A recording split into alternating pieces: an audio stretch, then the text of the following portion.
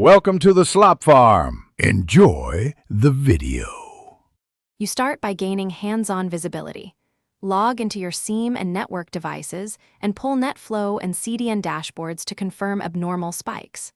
While doing that, collect exact timestamps, source IP ranges, destination ports, and protocol breakdowns into a single CSV so you can compare baseline versus current.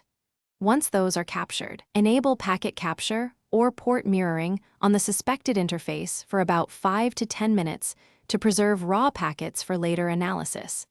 This gives you concrete evidence to inspect. Now you dig into the captures and flow logs to classify the attack. Determine if it is volumetric, protocol-based, or application layer.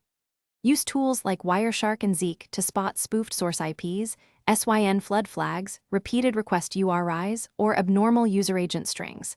These indicators tell you how the attack operates.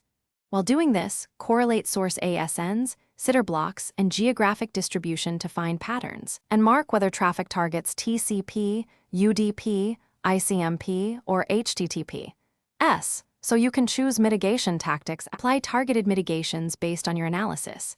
Add rate limits, SYN cookies, ACLs on routers, geoblocks, or route traffic through a CDN or scrubbing service. For application attacks, deploy challenge pages or WAF rules. After applying controls, continuously monitor latency, error rates, and flow volumes to confirm drop in malicious traffic and restoration of service.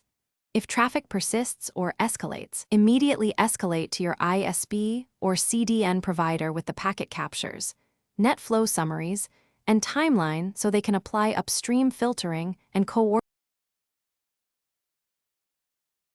Thanks for watching. Consider subscribing if we helped you today.